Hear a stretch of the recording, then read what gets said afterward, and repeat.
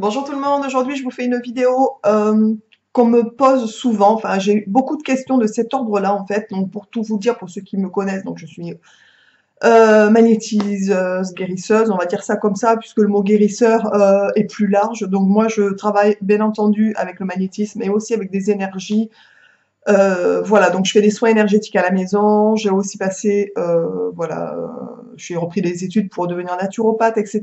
Je fais des massages sonores, enfin voilà, j'ai tout un j'utilise pas mal d'outils, on va dire ça comme ça, pour pouvoir permettre aux gens d'aller mieux tout simplement en fait, aussi bien sur le plan physique, bien entendu, que sur le plan émotionnel, énergétique, etc. Donc souvent, on me pose comme question, comment devient-on magnétiseur en fait? Comment devient-on guérisseur? Il faut savoir donc que magnétiseur et guérisseur ne sont pas tout à fait la même chose, puisque magnétiseur, c'est vraiment quelqu'un qui utilise que son magnétisme, et guérisseur, c'est quelque chose de beaucoup plus large. On peut utiliser, donc, comme je vous l'ai dit, du magnétisme, des énergies, en fait, etc. Sachant qu'il y a plusieurs types d'énergie. Par exemple, moi, j'utilise le Reiki, je suis maître enseignante Reiki, mais j'utilise aussi le Laoshi. Je peux utiliser aussi, par exemple, bientôt, je vais aller faire une formation en énergie cristalline. Donc c'est des énergies un peu nouvelles qui sont en train d'émerger, on va dire ça comme ça, depuis quelques temps, puisque les choses bougent et les énergies évoluent aussi. Mais à savoir, j'ai fait aussi des stages chez des énergéticiens qui sont assez connus pour avoir voilà des échanges tout simplement. Et honnêtement, avec le temps, plus le temps passe, plus je me rends compte qu'en fait, quand on devient guérisseur, je pense que le mieux, c'est de faire sa sauce, en fait. C'est d'aller chercher plusieurs outils un peu partout, de voir un petit peu ce qui nous correspondrait le mieux et en fonction de ce qu'on ressent, nos ressentis personnels, du fait qu'on capte des choses en fait, de faire une petite bidouille à sa sauce en fait. Voilà, donc aujourd'hui c'est ce que je fais. Je fais des soins larges, on va dire ça comme ça, en fonction du ressenti, de ce que je ressens par rapport aux personnes, etc. Alors, comment devient-on magnétiseur? Comment devient-on guérisseur d'une manière générale? Alors, honnêtement, je pense qu'on ne le devient pas, je pense qu'on l'est. Alors, il y en a qui disent oui, mais c'est un don. Moi, je ne pense pas du tout que c'est un don. Je pense que c'est donné à tout le monde, en fait, ou que ce don est donné à tout le monde. Mais, bien entendu, il y a plusieurs degrés, on va dire, comme par exemple quelqu'un qui aimerait dessiner, je veux dire tout le monde est capable de dessiner, on est bien d'accord de tenir un stylo et de faire un dessin sur un bout de papier, mais bien obligatoirement, quand on peut regarder autour de soi, tout le monde n'est pas doué exactement de la même manière au niveau du dessin, mais comme au niveau par exemple de la cuisine, comme au niveau de plein de choses en fait.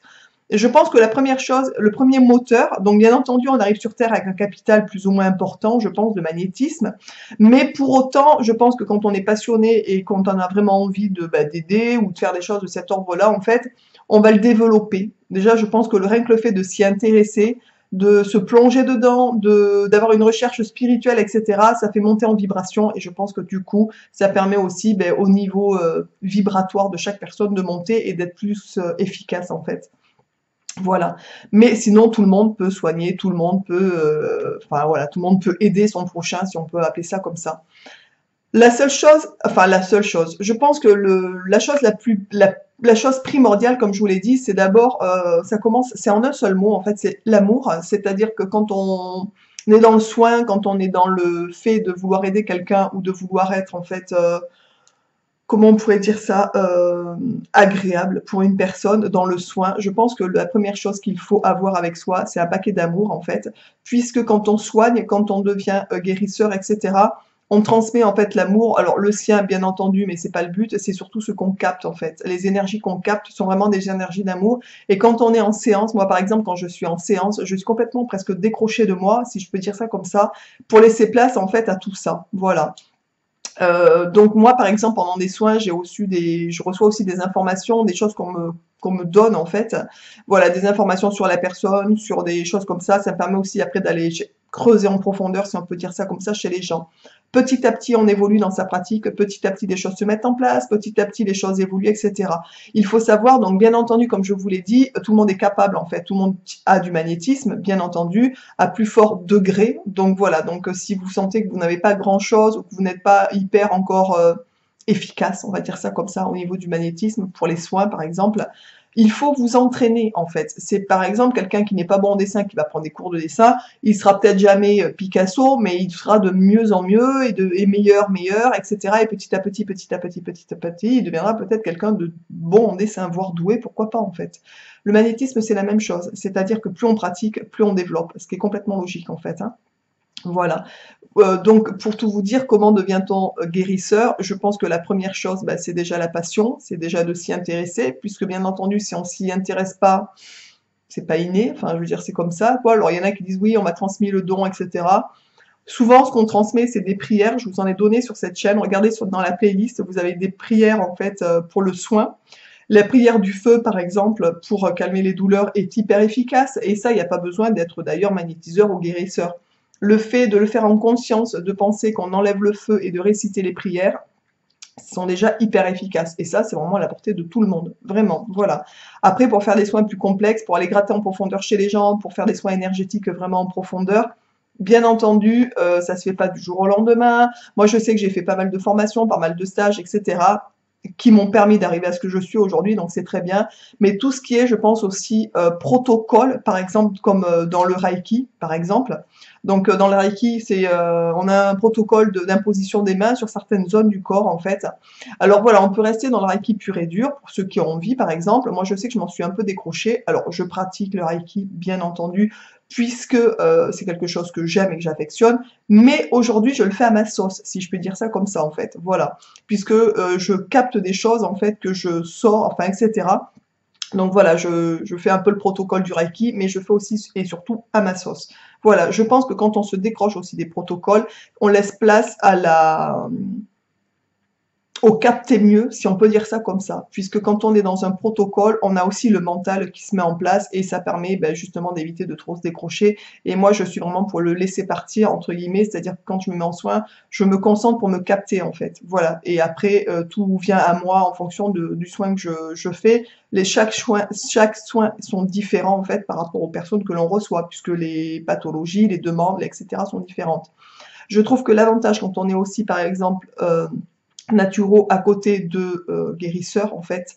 Je pense que l'idéal, c'est que vraiment on est sur les deux parties. Moi, je sais que souvent, pendant un temps, je me sentais un peu bancale, si je puis dire ça comme ça, puisque j'ai commencé par les soins énergétiques purs et durs, c'est-à-dire que j'ai commencé par le Reiki, après j'ai fait des massages sonores avec les bols tibétains, ça c'est le top aussi au niveau sonothérapie par exemple. J'ai fait aussi le Dian Shan, donc la réflexologie faciale. Je me suis intéressée de près aussi à la réflexologie plantaire, donc je fais des massages plantaires sur la base de la réflexologie plantaire, bien entendu. Et voilà, donc il y a des résultats qui sont vraiment très efficaces et sympas, mais ça ne règle pas les problèmes de fond, si on peut dire ça comme ça.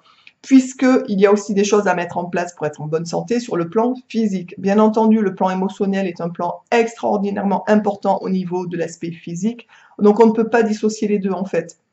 Voilà, donc je pense que c'est fait du bien à ton corps et ton corps te le rendra. C'est tout à fait ça. Je pense que voilà, les deux fonctionnent ensemble. Et des petits conseils, ne serait-ce que sur l'ordre physique aussi, en plus des soins énergétiques et tout ça, font vraiment que la personne repart mieux, mais beaucoup mieux en fait. Voilà. Des fois, on voit des choses même assez extraordinaires au niveau des améliorations, tout simplement. Moi, je sais qu'il y a pas mal de gens qui viennent me voir. On n'est pas la dernière roue du carrosse parce que ça dépend des gens, mais il y a des gens qui viennent vous voir, par exemple, parce qu'ils sont conscients qu'il y a d'autres médecines, en fait, tout simplement, et qui ont l'habitude de pratiquer d'autres médecines. Donc, ils vont vous voir parce que vous êtes un peu, voilà, une médecine complémentaire, ce qui est très bien. Je trouve que c'est comme ça qu'on devrait être vu, en fait, à la base. Et il y a des gens qui viennent vous voir parce qu'ils sont au bout du rouleau, en fait, c'est-à-dire qu'ils ont fait 52 000 spécialistes, donc de tout, des intestins, des machins, des trucs, les médecins, et qui se retrouvent au bout du compte, en ayant fait 150 000 examens, on leur dit, bah, écoutez, vous n'avez rien, et la personne a super mal partout, enfin bon bref, et ne gère pas du tout ses douleurs. Donc, bah, par désespoir de cause, ils viennent chez nous parce qu'ils se disent que peut-être que voilà, le miracle est chez nous. Alors, il faut savoir que chez nous, il n'y a pas de miracle, même s'il y a des guérisons ou des améliorations qui sont vraiment très importantes. Je pense qu'on reçoit ce qu'on est capable de recevoir aussi. Donc voilà, donc les personnes souvent sont quand même relativement soulagées, bien entendu, puisque si elles arrivent chez vous, c'est qu'il y a aussi une raison. Et ce n'est pas pour rien, on est bien d'accord. Voilà, donc comment devient-on guérisseur, magnétiseur, etc. Déjà, je vous dis, la première chose, c'est l'envie, tout simplement, de le devenir. Voilà. Moi, je sais que j'ai bouquiné pas mal de bouquins pour avoir des aperçus, etc. Après, bah, c'est de travailler, voilà, tout simplement. Donc, peut-être de faire des stages aussi, ça permet bah, de rencontrer des gens qui sont dans le même parcours. Donc, ça permet aussi d'avoir des échanges, des choses comme ça qui sont assez importantes. D'avoir aussi une approche spirituelle, c'est très important. Je pense que ça fait partie même de la base. C'est-à-dire que quelqu'un qui n'est pas du tout croyant, mais pas catholique ou musulman, ou on s'en fout. Je veux dire, c'est pas une question de rattachement à une religion particulière. Je parle de croyant en tout ce qui est spirituel aussi, tout ce qui est, par exemple, qu'est-ce qu'il y a après la mort, tout ça. En fait, tout ça, ça vous éveille. Je pense qu'on ne peut se connecter à la source, si on peut appeler ça comme ça, en fait, que quand on essaye de s'éveiller aussi et pour y aller, en fait, tout simplement. Et je pense que quand on est en soin, on a vraiment besoin de ça puisque c'est pas nous qui travaillons en direct, on est bien d'accord. Voilà, le magnétiseur va travailler en direct avec son propre magnétisme, mais pour autant, je pense que le mieux, bah, c'est de travailler avec ce qui se passe ailleurs, et ça vous permet aussi d'être beaucoup moins fatigué, parce qu'il y a des magnétiseurs au bout d'un moment voilà, qui se vident en fait, tout simplement, et qui tombent malades, qui chopent des cancers ou des choses comme ça. Après, je veux dire, tout le monde peut en choper, malheureusement c'est comme ça fait partie de la vie. Il y a aussi, je vous dis, une part du physique, donc même si vous alliez voir par exemple le magnétiseur régulièrement, moi c'est ce que je dis aux gens par exemple qui font du psoriasis, des choses comme ça, vous pourrez aller voir n'importe quel magnétiseur guérisseur du monde, il ne vous réglera jamais votre psoriasis, au mieux, il va vous calmer la crise qui est en train d'arriver en fait, mais ça reviendra tout le temps. Donc il y a aussi un protocole à mettre en place sur le plan physique qui permet justement, avec des soins énergétiques, d'arrêter en fait, d'enrayer tout ça. Voilà.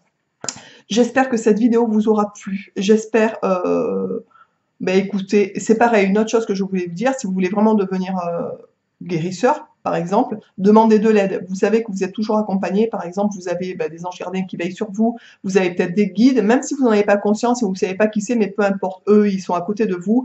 Vous n'avez qu'à demander de l'aide, demander à ce qu'on vous aide à y arriver, demander de l'aide à ce qu'on vous mette les bonnes choses sur la bonne route, par exemple. Moi, je sais que j'ai de la chance parce que je croise des gens hyper bien, je croise des choses, enfin voilà, à chaque fois que je croise ou que je fais des stages ou des choses comme ça, on m'apporte des clés supplémentaires pour pouvoir avancer dans mes soins. Donc ça, c'est vraiment cool. À savoir que je demande toujours et que j'ai aussi le nez, en fait, tout simplement pour aller là où il faut pour moi et depuis toute petite, en fait. Donc ça, c'est plutôt cool. Donc je suis jamais tombée, par exemple, sur des stages un peu complètement délirants, des trucs complètement, enfin bon, abracadabra. Je tombe toujours sur des gens complètement normaux, hein, en fait, voilà. Mais je pense qu'il faut faire aussi attention quand on va dans ce genre de milieu, parce qu'il y a vraiment de tout et de rien. Il y a aussi beaucoup de gens qui sont là pour faire du pognon, en fait. Donc il y a des stages à tire-larigot, en veux-tu, en voilà. Donc ça, il y en a un paquet. Mais voilà, donc à vous de choisir, à vous de vous laisser guider, demander de l'aide. N'oubliez pas que vous n'êtes pas seul, en fait, dans ce chemin-là, et que si vous avez envie d'y aller, on vous y aidera, en fait, tout simplement. Voilà, j'espère que cette vidéo vous aura plu, qu'elle répondra ben, aux multiples questions que je reçois par rapport à ça. Et je vous dis donc à très vite dans une prochaine vidéo.